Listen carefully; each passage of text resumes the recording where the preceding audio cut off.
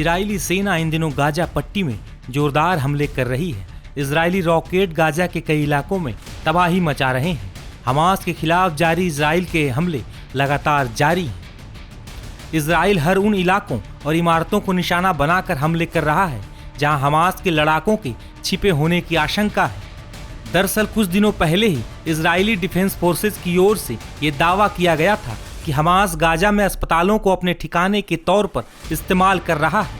इसके साथ ही अस्पताल आने जाने वाली एम्बुलेंस का भी इस्तेमाल हमास के लड़ाके कर रहे हैं।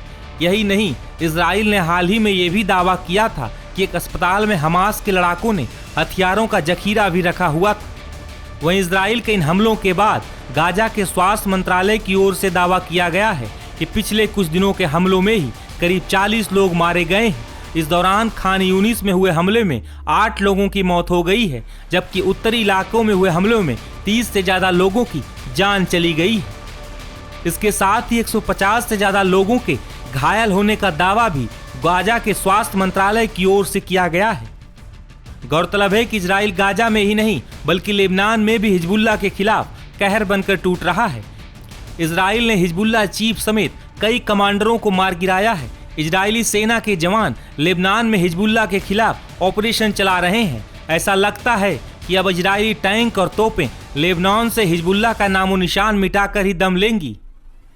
हालांकि इस बीच हिजबुल्लाह की ओर से भी इजरायली इलाकों में हमले किए जा रहे हैं, लेकिन इजरायली मिसाइल डिफेंस सिस्टम ने हिजबुल्लाह के अधिकतर हमलों को विफल कर दिया है। हिजबुल्लाह के असर वाले इलाकों में आईडीएफ के जवान लगातार ग्राउंड ऑपरेशन चला रहे हैं। हिजबुल्लाह की कई सुरंगों, उनके अड्डों समेत कई हथियारों के जखीरों को भी इजरायली फोर्सेज ने पूरी तरह तबाह कर दिया है। गाजा और लेबनान में इजरायली हमलों के बीच ईरान और इजराइल के बीच का तनाव और ज्यादा बढ़ गया है। इजरायली हमलों से बौखलाया ईरान इजराइल पर हमले की धमकी दे रहा है। ईरान के supreme leader Ayatollah Ali Khamenei ने इजराइल से बदले का ऐलान कर दिया है। खबर है कि ईरान के बैलिस्टिक मिसाइल प्लेटफॉर्म हमले के लिए स्ट्रेटेजिक लोकेशन पर तैनात कर दिए गए हैं। IRGC कमांडर ने कहा कि इजराइल पर अब बड़े हमले किए जाएंगे।